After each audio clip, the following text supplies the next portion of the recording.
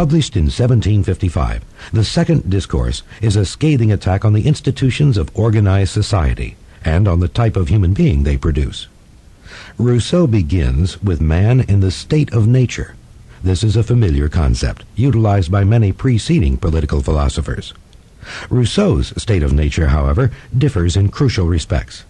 With the English philosopher Thomas Hobbes, the state of nature implies a war of all against all, waged by human beings who are innately aggressive and competitive. With another English philosopher, John Locke, a law of nature guides and rules over the state of nature, a law which individuals by and large obey even without government. Rousseau will have none of this. Both conceptions, he maintains, illegitimately import attitudes and desires into man's earliest state that could only have developed over long ages in close association with other men. The philosophers who have examined the foundations of society, Rousseau says, have felt the necessity to return to the state of nature, but none of them ever reached it. The true beginning of man, Rousseau maintains, was before language, before the family, virtually before thought itself. It is a condition of total isolation, hence total freedom. Having neither houses or huts, nor possessing property of any sort, everyone depended on chance for his lodging, and often slept only one night in any one place. Males and females united fortuitously, according to encounters, opportunities, and desires. They required no speech to interpret the things they had to say to each other, and they separated with the same ease. Man was content to live as the beasts did. He possessed only two natural capacities, the ability to feel pity and the ability for development. From the ability to feel pity comes man's moral feelings and his compassion. From the ability for development comes all the things, for good or evil, which distinguish civilized man from primitive or natural man. Man leaves this original state of nature and gradually comes to live in what Rousseau calls nascent society. Here he has a settled abode, a family life, and the simple beginnings of property. He associates with his fellows, but these are generally bonds of friendship and mutual aid. All in all, Rousseau believes this is man's happiest state. Tragically, it does not last.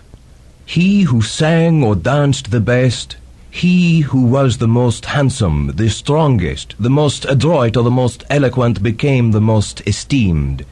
And that development marked the first step toward inequality, and at the same time towards vice. From these first preferences were born, on the one hand, vanity and contempt, and on the other, shame and envy. The fermentation caused by these new leavens finally yielded compounds ruinous both to happiness and innocence. With this development comes a new emotion, which Rousseau calls self-love. This is different from the natural love that a creature has for itself, what we call the instinct of self-preservation. This emotion, channeled by pity or empathy, ultimately generates the feeling of humane concern for others. The next leap into social evolution, the introduction of agriculture, metalworking, and private property, increases man's ruthlessness. This is the true watershed, according to Rousseau. He describes its significance in the most famous passage in the second Discourse. The first man who, having enclosed a piece of ground, could think of saying, "This is mine," and found people simple enough to believe him, was the real founder of civil society. How many crimes, wars, murders, miseries, and horrors would not have been spared to the human race by one who, plucking up the stakes or filling in the trench, should have called out to his fellow men, "Beware of listening to this impostor. You are undone if you forget that the earth belongs to no one, and that its fruits belong to all." Private property brings war into the world. It is not a part of natural man, as Hobbes claims. And with war, men feel the need for a sovereign, for an overarching authority capable of ending the violence and destructive anarchy. Thus, government is born.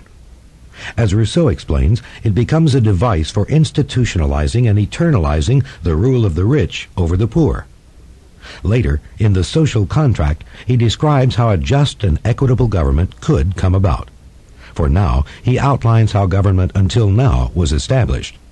Admire human society as you will, the fact remains that it necessarily leads men to hate one another in proportion to the conflict between their interests. There is perhaps no rich man whose death is not secretly desired by his greedy heirs, often indeed by his own children. There is no ship at sea of which the sinking would not be good news for some merchant, not a business house that a dishonorable debtor would not happily see burned down with all the papers in it, no community that does not relish the disasters of its neighbors. Rousseau is clearly not demanding a return to the earlier, more primitive stages of human development. Too much had changed. Nor is he hinting at any reform, certainly not the abolition of property. This discourse is a desperate moralist root and branch condemnation of the contemporary social order. Rousseau, the prophet who would show humanity the way out of the sink of corruption through politics, was yet to come. This second discourse did not win the prize, but it did set Europe talking of Jean-Jacques Rousseau. One reader who was not impressed was Voltaire, to whom Rousseau had sent a complimentary copy. Voltaire acknowledged it. Sir, I have received your new book against the human race, and I thank you for it. Never was such cleverness used in the design of making us all stupid. In reading your book, one longs to walk on all fours. But as I have lost that habit for more than 60 years, I feel unhappily the impossibility of resuming it.